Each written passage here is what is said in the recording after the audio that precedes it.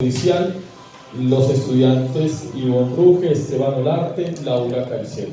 Bien, recuerdo lo siguiente: 1, para el auditorio, por favor, celulares modo vibrador. Para los estudiantes que van a presentar las exposiciones, por favor, estar pendientes. Por favor, la doctora Jiménez, la paleta de los 3 minutos, y va a haber otra paleta que indica que ya el tiempo se acabó. ¿Listo? Entonces, una indica cuando falten 3 minutos y otra indica cuando ya el tiempo ya se ha cumplido. Bien, entonces tienen 3 minutos. Bienvenidos. Muchas gracias. Bueno, muy buenas noches, querido auditorio.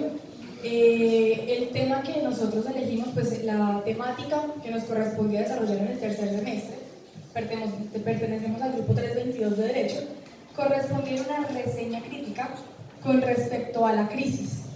¿Qué crisis elegimos? Elegimos desarrollar la crisis en la rama judicial del Estado colombiano. ¿Por qué? Porque es un tema álgido, es un tema que vemos cada día de nuestras vidas, no es un solo caso en el que se presenta, no es solamente en el cartel de la toga, también es en Odebrecht, también es en la compra de sentencias, y son temas que como abogados y como futuros juristas nos corresponden, ¿cierto? Nos concierne adentrarnos y saber cuál es la crisis que se presenta. Para poder desarrollar esta crisis, tenemos que tener claros 4 conceptos fundamentales. Iniciamos con el concepto de poder. Para Martina Modelo Ramírez, en el libro de El poder, sus fundamentos y sus límites con los derechos del hombre, nos dice que el poder es aquella acción que se ejecuta sobre alguien para indicarlo a que haga algo, ¿sí? O sea, es yo decido sobre alguien o yo ejerzo un poder para que la otra persona realice una acción o una conducta. Y eso es lo que en la actualidad nos desarrolla la relación existente entre gobernantes y gobernados. Todo esto teniendo en cuenta a Norberto Bobbio, como filósofo y como jurista. Tendremos en cuenta el concepto de crisis. Entenderemos la crisis como aquella separación que se da a nivel interno de un Estado en el cual se afecta o se rompe el debido funcionamiento de un sistema político y judicial, comprendiendo así como que aquellas personas o aquellos entes que deben garantizar una justicia, que deben impartir un orden, tienen una falta de educación, tienen una falta de imparcialidad, no son éticos en las acciones que toman. El tercer concepto que vamos a desarrollar es el concepto de corrupción. La corrupción generalmente la asociamos a un ámbito público o un ámbito político, pero no es solamente eso. El término corrupción no puede ser tomado desde una terminología universal, porque la corrupción se presenta en cada uno de los ámbitos de nuestra vida, no necesariamente en el desarrollo de la profesión, sino que yo soy corrupto desde el momento en el que evado una fila, ¿sí? Yo soy corrupto desde el momento en el que paso por encima de alguien. Entonces tendremos en cuenta unos parámetros. Resulta que para Saussure, un filósofo, presenta este cuadro, donde decimos que la corrupción se da debido a una transgresión ética que surge a partir de la violación de unas normas que pueden ser unas normas formales o unas normas informales. Las normas formales son aquellas que están en la ley o en las jurisprudencias relativas de casos específicos de corrupción. Y las informales son aquellos usos y o costumbres que se presentan o que se rigen en las interacciones sociales, lo cual nos genera una transgresión ética. Una transgresión ética en el momento en el que yo sobrepaso a los demás, en el momento en el que yo hago un abuso, o sea, tengo un abuso de poder o un abuso de confianza sobre un cargo, sobre unos deberes que yo debo cumplir en el ejercicio de mis funciones. Por lo tanto, la corrupción se entenderá como el beneficio de unos particulares en el detrimento del orden social. Y la soberanía popular. La soberanía popular es de carácter constitucional y la encontramos en el artículo 3 de la Constitución Política de 1991. Resulta que nosotros los soberanos somos quienes elegimos y somos quienes debemos saber elegir con tal de que no se violen nuestros derechos, ¿sí? El artículo 3 de la Constitución Política dice: la soberanía soberanía reside exclusivamente en el pueblo, del cual emana el poder público. El pueblo la ejerce en forma directa o por medio de sus representantes. Nosotros somos quienes exigimos que se nos respeten nuestros derechos. Nosotros somos quienes exigimos, quienes debemos hacer cumplimiento de ese derecho constitucional para que no pasen por encima de nosotros. Por lo tanto, entonces tenemos un caso que muchos no hemos escuchado, y es el dichoso caso del cartel de la toga. ¿Por qué el cartel de la toga en específico? Porque es un caso de corrupción. ¿Cómo es posible que aquellos magistrados, aquellos togados que deben impartir justicia y que son aquellos que deben exigir, o sea, que deben emanar ese poder del cumplimiento de los deberes y de garantizar unos derechos, ¿sí?, se vendan o ejerzan un cartel, como se denomina, a cambio de jugosas sumas de dinero? ¿En qué cabeza cabe que si ellos son los que deben garantizar los derechos, pues no lo hagan? Entonces ahí es donde nosotros como soberanos debemos entrar a preguntar, bueno, ¿y quiénes son los que están allá? Es que les estamos dando más poder del que merecen, y eso es de orden constitucional, porque las funciones están en la Constitución, pero ¿cómo garantizamos nosotros que esas funciones se cumplen? Es ahí donde continuamos con mi compañero. Buenas noches para todos los asistentes. Pero mi compañera hablaba algo muy importante con respecto a la corrupción. La corrupción es un flagelo que ha permeado todos los códigos culturales de los soberanos, y a eso me quiero referir.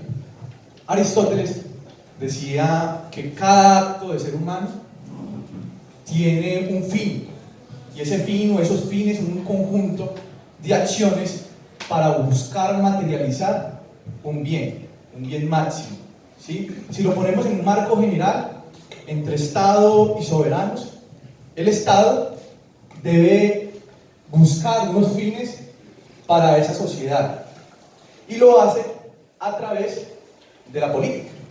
La política, Aristóteles decía que era la ciencia que cubría las otras ciencias, una ciencia máxima. Es la que rige todas las ciudades con sus asociados, es la que decide qué debe de hacerse y qué no. A través de esa política, conforme a Aristóteles, se podía materializar aquellos bienes. ¿Cuáles? Materiales, infraestructura, educación, vivienda, entre otras, para que se le garantice a cada individuo, a cada asociado, algo a lo que también se le denominó felicidad en la ética de Nicómaco. Esa felicidad de la cual se desprende algo supremamente absoluto en nuestra Constitución, como es el principio de la dignidad humana, conforme a la sentencia T881 del 2002, vivir bien, vivir como quiero, vivir sin humillaciones, ¿sí? En el artículo 2 de nuestra Constitución habla sobre los fines esenciales del Estado. Esos fines esenciales del Estado es el servicio a la comunidad. Dice que es promover promover prosperidad general y garantizar la efectividad de principios, derechos y deberes consagrados en nuestra Constitución. Pues a través del flagelo de la corrupción nos vemos infringidos, también porque de los soberanos, como lo decía mi compañero, en el artículo número 3, emana ese poder público que se divide en las ramas del poder público y en sus órganos. Aquellos órganos que deben de ser autónomos e independientes, pero deben trabajar mancomunados para garantizar esos fines del Estado. ¿Y por qué nos referimos a los soberanos? Rousseau hablaba que estos individuos de la sociedad, como soberanos, como autoridad civil, social, como ciudadanos, en el ejercicio de voluntad tienen un interés colectivo. Ese interés colectivo, ahí no cabe un interés particular, el soborno, la compra de una sentencia, ¿sí? Sino que allí el interés general prima en esa razón, en esa opinión, en beneficio para un todo. Por lo tanto, decimos que de cualquier forma, todos como ciudadanos colombianos son soberanos, unos investidos con autoridad, con jurisdicción, con competencia como los jueces. En el artículo 228 habla de la administración judicial, el artículo 230 habla sobre los jueces, y ellos tienen una función pública y me quiero referir a ese servicio público que debe ser no simplemente para la parte administrativa del Estado, sino para la comunidad, para la comunidad. Por lo tanto, hemos determinado en nuestra reseña que gran responsabilidad de la crisis institucional desde la rama judicial y también en los otros órganos del poder público requiere y se le adjudica esa responsabilidad a los soberanos. ¿Por qué? Porque de ellos, como emana del poder público, también tienen el poder de poder aplicar un control a dichos órganos, a ese cuerpo político. Y no simplemente la forma de aplicar aquel control es a través del sufragio, sino que hay otros mecanismos de participación ciudadana, como lo es un referendo, plebiscito, como lo dice nuestro artículo 40-103, la revocatoria de mandato, una iniciativa popular legislativa, el cabildo abierto. Entonces, los soberanos no pueden ser independientes de las políticas o del curso institucional que lleva nuestra nación, sino que se debe de garantizar, no simplemente en la base, sino en aquellos jueces, en aquellos magistrados, operarios públicos, deben garantizar ese servicio social con acciones impolutas, con acciones de honestidad, con ética profesional, que de manera intrínseca, independientemente de los problemas que tenga el órgano, por el tema de salario, no es un salario digno, o por el tema de que no hay un sistema disciplinario riguroso, o porque hay una coerción por parte de una fuerza externa como el narcotráfico hacia una sentencia para dejar en libertad a unas personas vinculadas en tráfico de estupefacientes y demás, narcotráfico, ¿sí? Independientemente de lo que se tenga conforme a nuestro contexto en nuestros órganos, intrínsecamente en la estructura de cada individuo debe de haber esa función ética y moral.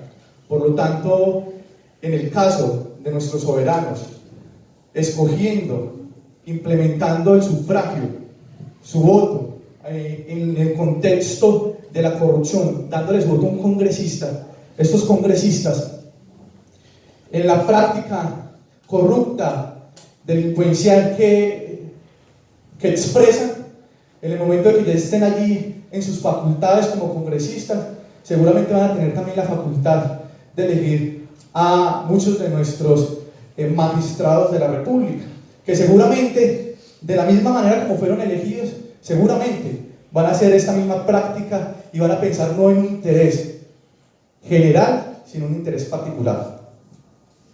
Buenas noches. Dando continuidad con lo que expresan mis compañeros, el gobierno ha venido creando leyes para regular el procedimiento de los funcionarios públicos. Entre ellas está la Ley 1702 del año 2014, que es la Ley de Transparencia y Acceso a la Información Pública. Esta ley tiene por objeto regular el procedimiento y cómo rigen nuestros funcionarios nuestros derechos y que nosotros como ciudadanos podamos acceder a la información. Hemos visto en diferentes casos, como ya lo mencionaron mis compañeros, y como uno de ellos lo fue Agroingreso Seguro, un caso valuado en 12.700 millones. Agroingreso Seguro fue un sistema crediticio que se creó con el fin de beneficiar a agricultores colombianos. Muchas personas se aprovecharon ya de ello a interés personal. Entre ellos están fiscales, empresas privadas, políticos e incluso un narcotraficante ya extraditado. Hemos visto cómo la rama judicial se ha convertido en un monopolio de favorecimientos al clientelismo y a la parte más burocrática del país, entre ellos nombrando a personas que no tienen las facultades ni el perfil para ocupar dichos cargos, sumando los grandes desfalcos al Estado colombiano y sumando también la forma en la que nombran personas que no tienen la capacidad para dirigir los cargos en los que los nombran, da como resultado a Colombia como un país subdesarrollado, tanto en infraestructura, en economía, en movilidad e incluso en educación y en salud. Teniendo esto, concluimos que una de las falencias del Estado somos nosotros como soberanos, como ya lo expresó Ivonne, se encuentra en el artículo 3 de nuestra Constitución, ya que no exigimos por el cumplimiento y por el correcto funcionamiento de nuestra democracia en Colombia. Como ejemplo de esto, tenemos lo que sucedió el 19 de abril de 1970, que dio como surgimiento al grupo subversivo el M-19, ya que en ese día se llevaron a cabo elecciones para presidente de la República, en los cuales se encontraron como candidatos Gustavo Rojas Pinilla, el señor Pastrana, Belisario Betancur y Evaristo Solis, entre los cuales Gustavo Rojas Pinilla y el señor Pastrana se encontraban entre los primeros puestos según ya las mesas contadas. Al resto del país, en general, les quitaron la energía y cortaron las transmisiones de radio. Es así como el pueblo consideró que su presidente en aquel momento era Gustavo Rojas Pinilla, pero al otro día se levantaron con que era el señor Pastrana. Está claro que la forma en la que este grupo, el M-19, quería reclamar la democracia y la soberanía del país en aquel momento no era la correcta, pero tampoco lo fue la actitud tan pasiva del resto del pueblo colombiano, porque hoy en día se habla de fraude electoral de aquel entonces, pero no exigieron un reconteo ni tampoco la revocatoria de aquel momento de quien quedó elegido. Es aquí donde John Stuart Mill hace referencia en su libro En consideraciones para la democracia, donde clasifica a los ciudadanos en dos, en pasivos y en activos. Nosotros los ciudadanos no podemos continuar siendo los pasivos que algunos dirigentes esperan. Es por esto que al momento de ejercer nuestros derechos, como se encuentra en el artículo 1 de la Constitución Política de Colombia, que es el derecho al sufragio,